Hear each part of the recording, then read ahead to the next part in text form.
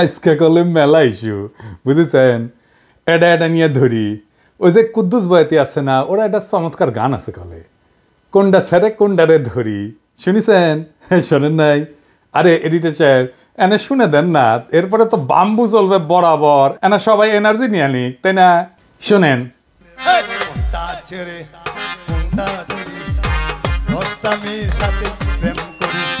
এইটাও ভালো এইটাও ভালো এইটাও ভালো এইটাও ভালো কারে তুই কারে ওহন দিয়া করি কোনটা ছেড়ে কোনটা ধরি গানটা ক্যাঙ্কা ভালো না এনার্জি আসিছে না হ্যাঁ কুদ্দুস বয়াতি কলে আমার খুব প্রিয় শিল্পী বুঝছাও এবার আসেন প্রথম ইস্যু আমি গতকাল কইছিলাম না যে আগাম নির্বাচনের ইন্ডিয়ার ইস্যু বিনা সিকরি কি বলেছিল দেখান তো এডিটর সাহেব আবার দেখান The political parties of Bangladesh are saying this to Mohammed Yunus. Elections first. The reforms are to be done only by an elected government. This is business. ঠিক তার পরদিন বলল ভারতীয় সেনা প্রধান যে 5 তারিখ নাকি সারাক্ষণ সে ওয়াকার সাহেবের টাচে ছিল হ্যাঁ ওর মুখেই শোনেন নিজের মুখেই শুনেন এই যে এডিটর সাহেব শুনে দেন I am in touch with the chief of Bangladesh during the time of when this changeover took place. I was in constant touch with him.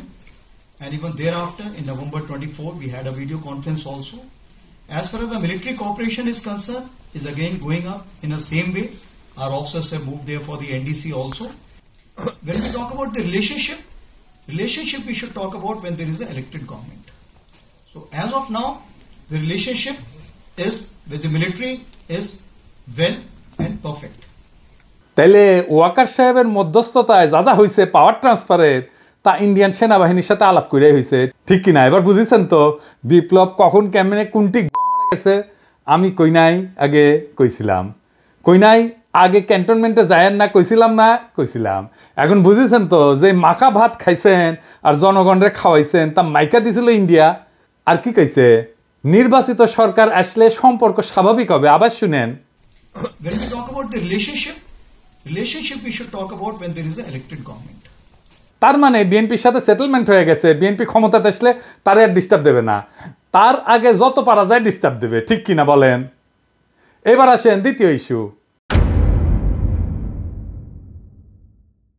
বিশিষ্ট বাম মোশাহিদা সুলতানা হাঙ্কেরে প্রথম আলো ওটা একটা জুলাই বিপ্লব নিয়ে কলাম লিখেছে সেটি লিখেছে আনু মোহাম্মদ নাকি এক দফার ঘোষণা দিছিল আর তারপরেই নাকি হাসিনা পলাইছিল বুঝাও লিখেছে প্রেস ক্লাবে হাসিনার পদত্যাগের এক দফা দাবি ঘোষণা করেন অধ্যাপক আনু মোহাম্মদ ঘোষণার পরপর একটি মিছিল প্রেস ক্লাব থেকে যাত্রা করে শহীদ মিনার অভিমুখে বিগত দিনগুলোর কারফিউর থমথমে পরিবেশকে পেছনে ফেলে এই মিছিলে অংশ নেয় দলমত শ্রেণী পেশা বয়স নির্বিশেষে সব ধরনের মানুষ হাসিনার পদত্যাগের দাবিতে ঐক্যমত এবং জনসমর্থন সেদিনই দৃশ্যমান হয় জনসমক্ষে ওরে বাবা হ্যাঁ আপনারা জানেন এক দফা ঘোষণা করে ছাত্ররা 3রা আগস্ট শহীদ মিনার থেকে এই যে না এইটা সাহেব গুগলে এক দফার ঘোষণা লিখে সার্চ দেন তো কি আসে দেখেছেন আনু মোহাম্মদের নাম আছে দ্রোহযাত্রার প্রধান দাবি কি ছিল দ্রোহযাত্রা দিয়ে একটা সার্চ দেন না এডিটর সাহেব 24 ঘন্টার মধ্যে সবার মুক্তি দেখেছেন হ্যাঁ সরকারের পদত্যাগ চাইছিল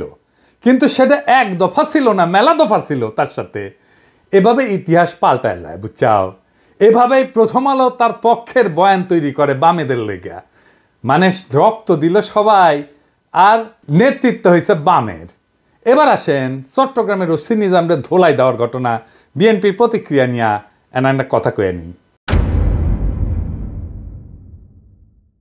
ওসি নিজাম একজন দুর্বৃত্ত পুলিশ অফিসার ছিল ওসি নিজামউদ্দিনের মা খালেদা মেম্বার সভাপতি বাংলাদেশ মহিলা আওয়ামী লীগ বড়ইতলি চকরিয়া এই যে সিআরপি সালাউদ্দিনের পাশের ছবিটা দেখেন আর একটা ছবি দেখেন ওসি নিজামের দেখেছেন বন্দুক ধরে আছে কিংকা করিয়া তখনও কোতোয়ালি থানার ওসি ইনভেস্টিগেশন 2014 সালে চট্টগ্রাম বিএনপি পার্টি অফিসের সামনে বিএনপি কর্মীদের বুকে ও বন্দুক ধরেছে নিজের হাতে দেখেছেন ওরা কিছুই করা হয়নি ধরে থানার দেওয়া হয়েছে টানাটানির সময় জামা ছিঁড়িছে থানার দেওয়া হয়েছে কেন কারণ ওই ওসি নিজাম হৃদয় তারুয়ার মামলার আসামি যে শহীদদের কিন্তু ধরে দেওয়ার পর দেখা গেল তার নামে পুলিশ মামলা থেকে বাদ দিয়ে দিছে দেখেছেন বাদীকে না জানায় মামলা থেকে নাম বাদ দেওয়া যায় না বাদীকে জানানোই হয় নাই এই মামলার তদন্তকারী কর্মকর্তাকে আমি জানবার চাই আমারে নাম দিবেন ওর তদন্ত আমি আর আন্দাই দিমু।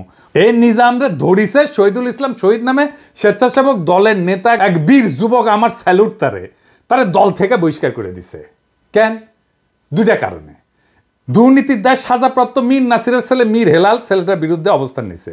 দেখেন নেতা তারেক রহমান সাহেবের বক্তৃতা দেন এত পরিষ্কার ভাবে বোঝানোর পরে যারা না বুঝের ভান করার ইতারা দায় দায়িত্ব তো দল লইত কিলেই দুষ্ট গুরুত্ব শূন্য গোয়াল বহুত বেটার।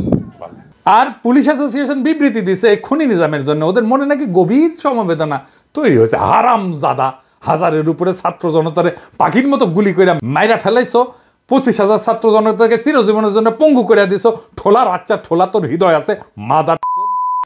ওই শহীদুল কি বলতেছে শোনেন, যে আমার ছেলে দেখতে দেশ নাই। শোনান এডিটর সাহেব। আমি আমার বাচ্চা দেখতে পারি নাই, আমি আমার বাচ্চার মুখ দেখতে পারি নাই। এ হচ্ছে হোসেন আদম, সাদত ভাইকে যে লাঞ্ছিত করেছিল, আমাদেরকে লাঞ্ছিত করেছিল। জামাতের নেতাকে ধরে শিশু সন্ত্রাসী বলে চালান দিছে 3-3 বার। তার দোকান লুটপাট করেছে, বউ বাচ্চা গেছে দেখা করতে, বাচ্চার 104 ডিগ্রি জ্বর আসছিল, দেখা করতে দেন, সারা রাত ওই বাচ্চাটারে বসায় রাখিছে। আলিয়া মাদ্রাসা ক্লাস 8-এর ছাত্রের ধরে নিয়ে গেছে, পরীক্ষা দিছে বাচ্চাটা জেল থেকে। এখন ঠোলা অ্যাসোসিয়েশনে হৃদয় বাইরে হয়েছে শালা, 14 জেনারেশনের জাউরা শালা। বিএনপি ভাবিছে ঠোলা দিয়ে ইলেকশন করাবি, তাই পুলিশের করতে গেছে বিএনপি। এখন এই শহীদুল ইসলামকে নিজাম সাইজ করবি। এই নিজাম, শহীদুলের যদি কিছু হলে না তো ঠ্যাঙ্ক এটা ভেজে খামু কলে আমি। শহীদুল, তুমি ছাত্রদের নাগরিক কমিটির জয়েন দাও, তুমি উটি নেতা হবা। তোমার বীরত্বরে স্যালুট আমার। নাগরিক কমিটি করছি, যেটি ইনকা স্পিরিটেড বিএনপির তৃণমূল কর্মীর সাথে বেইনসাফি করবে বিএনপি না তারই নিয়ে নিবা। ওই যে ইসকনের নামে মামলা করেছিল না যে বিএনপি নেতা, তাকে নিয়ে নাও। ওই চট্টগ্রামে হিরোইক ইমেজ তৈরি করতে পারবি। এবার আসেন মিজানুর রহমান আজাহারির তাফসির মাহফিলে গ্যাঞ্জাম নিয়ে কথা বলি। সিলেটে যেভাবে মিজানুর রহমান আজাহারির ওয়াজের শেষে হট্টগোল করে বন্ধ করে দেওয়া হয়েছে, তাতে আমি হতবাক এবং ক্ষুব্ধ। শুনেন তার কথা, শুনেন শেষ দিকের কথা। এই জায়গাটাতে এরকম কেন হইল? শুরুতে তো এটা ছিল না। এখন আইন শৃঙ্খলা বাহিনী তোমাদের সাথে লাঠিচার্জ করবে, ধাক্কাধাক্কি করবে, তোমরা আমার সাথে এটা হবে এরকম? তোমরা তো ব্যথা পাবা তো। বসো না, সবাই বসতে পারলে তোমাদের কি? বসো। এটা আমি এখন পরিকল্পিত কিছু হতে পারে এই ধারণাও করতে হবে আমাদের। লক্ষ লক্ষ মানুষ বসে আছে, তোমরা একটু শান্ত হবে না? হ্যাঁ, বসো। আর 2 মিনিট একটু কোঅপারেট করো। 2 মিনিট একটু কোঅপারেট করো। জি পুলিশ ভাইরা, হ্যাঁ আস্তে জি বসে যাবে। হ্যাঁ ঠিক আছে, 2 মিনিট। এই বিভাগে আমার আর আসা হবে না, আমি একবারই তো আসলাম। সো যা বলার তো আমি এখনই বলতে হবে, এমন না যে আমি আবার সুনামগঞ্জে আসবো, হবিগঞ্জে আসবো। খুবই গুরুত্বপূর্ণ কয়েকটা কথা আমি রাখবো তোমাদের সামনে। বসো, শেষ করে দিব। এই তো আর 10 মিনিট সময় আছে আমার হাতে। বসো। মাশাআল্লাহ, এই ঠিক আছে। আমি কলে এখানে এক বিশাল ষড়যন্ত্রের গন্ধ পাইতেছি। ঘটনাচক্র রাজনৈতিক গুরুত্ব অপরিসীম। আজারি সাহেব নিজেই কইছে যে সামান্য জায়গায় একটা অল্প কিছু লোক এই কাজটা করেছে। শুনেন, পুরো লক্ষ লক্ষ মানুষ, আমি তো দেখতে পাচ্ছি কত লক্ষ লোক হয়েছে। একটা জায়গায় কোনো সমস্যা নাই, এখানে কয়েকশো ছেলে পেলে এই ধাক্কাধাক্কি। না নিজে শুনতে পারতেছো, না অন্যকে শুনতে দিচ্ছ, না আমাকে বলতে দিচ্ছ। কি করতেছো তোমরা? এগুলো কি করতেছো? আমি আজকে just as a gesture of goodwill, আমি নামটা কইলাম না কে করিছে, কয়া দেবো কিন্তু কে করিছে এইটা। এই হট্টগোল হয়ে কেন সুষ্ঠুভাবে শেষ করতে পারলেন না তাফসির মাহফিল আজারি সাহেব? কারণ বিএনপি নেতারা প্রকাশ্যে বলিছে মাহফিলে আজারি সাহেব হেস্তনেস্ত শিকার হবে, এটা কইছে বিএনপি নেতা। সত্যি কথা, আমি ব্যানে করছি না। এই যে শুনেন, রহমান আজারি বক্তব্য রাখে বিএনপির বিপক্ষে, এত সাহস সে কোথায় পায়? আপনি এই জামাতের পক্ষে কথা বন্ধ করেন, নাহলে দেশের মানুষ যেভাবে আপনার এই যে মাহফিল করে, মাহফিলে কিন্তু আপনি হ্যাস্ত শিকার হবেন এই মুসলিম লীগের কারণে। কারণ এই মুসলিম লীগ কিন্তু বিএনপি কে পছন্দ করে, এই মুসলিম লীগ কিন্তু অন্য সংগঠনকে পছন্দ করে। কিন্তু আল্লাহর নামে স্লোগান দিয়ে, ধর্মের কথা বলে, মাথায় টুপি লাগিয়ে, পাঞ্জাবি পরে বিএনপি কে বকবেন না আপনি, তাহলে কিন্তু হ্যাস্ত শিকার হবেন। আবার যে কোনো মুহূর্তে কিন্তু আপনি দেশান্তর হতে পারেন। ঠিক তার পর দিন এই ঘটনা ঘটলো। তার আগে তো অনেক নেতা, রিজভী ভাই তার সহকর্মীদের তাতায় রাখছে, এখন আজারির উপর কেন বিএনপি বিলা? দুইটা কারণে। এক, বিএনপির তো জমায়েত করতে টাকা খরচা হয়, এমন কোনো বক্তা নাই যার বক্তৃতা শোনার জন্য লাখে লাখে মানুষ যাবে। খালেদা জিয়া বা তারেক রহমান আসলে যাইতে পারে, কিন্তু দেশে আছে এমন কোন নেতার বক্তব্য শুনতে এখন আর যাবে না লাখে লাখে লোক। আর আজহারীর বক্তব্য শোনার জন্য স্মরণকালের সর্ববৃহৎ সভা হচ্ছে, যেটি যাচ্ছে সেটি হচ্ছে। এটা গা টাটাইতেছে বিএনপির। জনসমাগম মানে ক্ষমতা, বুঝছাও? আমাদের ভিডিওর ভিউ গেলে ক্ষমতা, আমাদের পোস্টের লাইক শেয়ার ক্ষমতা, এই ক্ষমতাকে বিএনপি চ্যালেঞ্জ মনে করিচ্ছে। আর 2 নাম্বার, ইন্ডিয়ার ডরায় জনপ্রিয় ইসলামী বক্তারে, এই জন্যই তারা চড়াও হয়েছিল মৌলানা দেলাওয়ার হোসেন সাইদের উপরে। আজহারী সাহেব ইভেন বিগার থ্রেট তাদের জন্য, বড় ভয়, কারণ সংঘবদ্ধ মুসলমানে তাদের ভয়।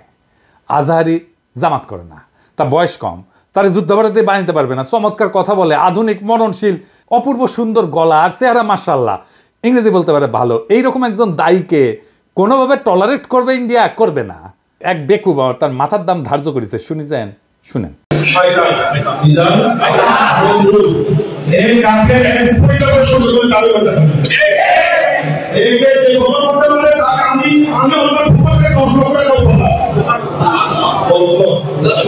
দেখেছেন তার জানের উপরে উঠে গেছে। পুলিশকে করছে ওই হারামজাদার এখনই ধরে প্যাকেট করেন, ওই যে কইছে 10 লাখ টাকা দিবে, ও প্যাকেট করেন। বিএনপি নেতারাও খুব অপমানজনক ভাবে কথা কইছে যে আজহারী হুজুরের পিছে লাগিছে। দেখেন দুদু ভাই কয় আজহার নাকি মাজার কি যেন আছে, দেখেন শুনেন। ওই যে কে যেন আজহার নাকি মাজার একজন আছে। দুদু ভাই, আপনারা যে বিএনপির দুদু বলে এটা জানেন? হ্যাঁ, দুদু দুদু, বুকের দুদু, বুকের দুদু নাম বিকৃত করেন কে? বেদবি কুটি থেকে শিখেছেন। আপনার কর্মী আপনার কথা না শুনে আজহারী হুজুরের কথা শুনবি? এটা জানেন না তো? কর্মীর সাথে তো যোগাযোগ নাই, জিজ্ঞেস করে দেখেন। আজহারী হুজুরের নাম শুনলে কয়বার সালাম দেয় শুনেন, আর আপনার পিছে যে কি কয় শুনেন। নিজেরা বেশি হারকুলিস ভাবেন না, বুঝছেন? উঠলে দিন বাগে খেয়েছে। আওয়ামী লীগ আমলে ওয়াজে এসে আওয়ামী লীগ নেতারা চড়াও হইতো না, দেখেছেন না? চড়াও হইতো না। এখন বিএনপি নেতারা চড়াও হচ্ছে। এই যে দেখেন, এটা আমার শহরে বগুড়ায় মৌলানা বজরুল রশিদ মিয়া, আমি কলে খুব পছন্দ করি, খুব চমৎকার একজন আলেম, কলে খুব সুন্দর ওয়াজ করেন। ওনার উপরে চড়াও হয়েছে, মিজাজ খারাপ হয়ে গেছে দেখে। আর চড়াও হয়েছে কে? আওয়ামী লীগের পান্ডা মোহনের ভাই বিএনপির নেতা বাদশাহ। 2 ভাই 2 দল করে, এক ভাই আওয়ামী লীগ, এক ভাই বিএনপি। ওর ভাই বগুড়া শহরের কোনো জমি বাকি রাখে না, এই যে মোহন দখল করেছে। 2 ভাই দল করে সিস্টেম কইরা এখন আরেক ভাই রাজত্ব চালাইতেছে বগুড়ায়। রাগা 5 তলার দুর্বৃত্ত ফ্যামিলি। শোনেন কি করিছে। কিসের ভাষা ভাই? আমরা আমার দেশে থাকি না। আমরা দেশে থাকি না, ঠিক আছে। আপনি বলেন কেন যে আল্লাহু আকবার একবারই ছাড় দেয় না? আমাদের প্রত্যেকটা এই প্রোগ্রামে দেখো না, এই জায়গাতে আমি কি বুঝতে পারছি তাকে শোনেন। না এখানে যে কোরআন শরীফ তেলাওয়াত হলো, একবারই দিছে আল্লাহু আকবার, হাম্মাম কথা আর দেয়নি, এটা ঠিক না। তার মানে দিছে তো না? তার মানে দেয়নি, দিছে তো। একবার দেখ 10 বার দেখ দিছে। আপনারা কোন আওয়ামী লীগের মধ্যে দিছে? আপনি তো বললেন একবারই দিছে আর দেয়নি, এটা তো ঠিক না। আমি একটু আমার প্রধান বক্তার সাথে দ্বিধার করেছিলাম যে উনি বলতে চেয়েছিলেন যে একবারই হাম্মাম সাহেব বলছেন, এটা তারপর কি বলছেন আমি আসলে এই করি, যখন বলছে একবার বলেছেন আমি সেটাকে দ্বিধার করেছি। আমরা ইসলাম কারো ব্যক্তিগত সম্পত্তি নয়, ইসলাম সকল মুসলমানের সম্পদ। কেউ যদি মনে করে এটা আমার ইসলাম আমার একাধিক আর করো না, এটা তো সঠিক না। যারা ক্ষমতার থাকতে যা করেনি, এরা ক্ষমতার যাওয়ার আগেই তার সাথে বেশি করতেছে। তোর কোন কথা ঠিক কি না? রাধাবার সাথে আউট হয়ে গেছে। মাহফিলে যারা যাবেন, কোন রাজনৈতিক নেতা যদি আলেমের সাথে বেদবি করে না, একেবারে পায়দা ফেলাবেন, পারমিশন দিলাম, আমার নামে যেন কেস দেয়, আমি কয়ে দিছি। আর হুজুরেরা আপনাদের বলি বেদবি নিয়েন না। আপনারা কোন আক্কেলে এই সমস্ত রাজনৈতিক দুর্বৃত্তদের ওয়াজের মঞ্চে আপনাদের পাশে বসতে দেন? ওদের সেই যোগ্যতা আছে আপনার পাশে বসার? পাবলিকে তো আপনার ওয়াজ শুনবার এসেছেন নাকি? ওই বাঞ্চতগুলো ক্ষমা দেখবার আসছে, তা তো আসে নাই। আমি দুঃখিত, মুখ খারাপ করলাম, হুজুর বেয়াদবি মাফ করে দিয়েন, কিন্তু এই তো মেজাজ খারাপ হয়ে যায়। তো আপনি কেন ওগ্রে পাশে বসান কেন? আপনার ওয়াজের জমায়েতের ফুটেজ খাবার আসে, ওই হারামজাদা নিজেরা দেখলে তো পাবলিক আসবে না, কথাও কবার পারে না। আপনার ওয়াজের জমায়েতের ফুটেজ খাবার আসে, এটি এসে সে দেখায় যে আমি মেলা বড় নেতা। এগুলোর পাত্তা দিবেন না, দাবরানি দিবেন, সাইজ হয়ে যাবে। ওয়াজের দিন তারিখ যেদিন ফাইনাল করবেন ওই সময় খোয়া নেবেন মঞ্চে, যেন কোনো রাজনৈতিক নেতা না উঠে। এই হারামজাদাগুলো সেকুলার সাজে কয় যে ধর্মকে রাজনৈতিক উদ্দেশ্যে ব্যবহার করা যায়। তুই উঠিস কেন ওয়াজের ইয়েতে? তুই রাজনীতি করিস তো, তুই ধর্মকে ব্যবহার করিস কেন? তাইলে তুই উঠিস কেন ওয়াজের স্টেজে, মঞ্চে? কোনো রাজনৈতিক নেতাদের বক্তব্য দিতে দেওয়া যাবে না। ওরা কয় না নির্বাচনে আসেন, রাজনীতিতে আসেন, কয় না। হ্যাঁ, এই যে দুদুভাই কইছে, এই যে শুনেন, ভাইরে রাজনীতি করবেন স্বনামে আসে, আড়াইলে আপনার লেগে রাজনীতি করেন। এবার কইবেন তুই এটা ওয়াজ কর, নিজে নিজে কর, দেখি দেখি হাউ মেনি প্যাডিতে হাউ মেনি রাইস, পারিস নাকি দেখি। আগামীর বাংলাদেশে রাজনৈতিক দুর্বৃত্তদের ঠাঁই নাই। হাজারো ছাত্র জনতা এমনি এমনি তাদের জীবন দেয় নাই। আমরা নতুন রাজনীতি চাই, আমরা নতুন কণ্ঠস্বর চাই, আমরা ফ্রেশ জিনিস চাই, সেকেন্ড হ্যান্ড মাল না। ইনকিলাব জিন্দাবাদ।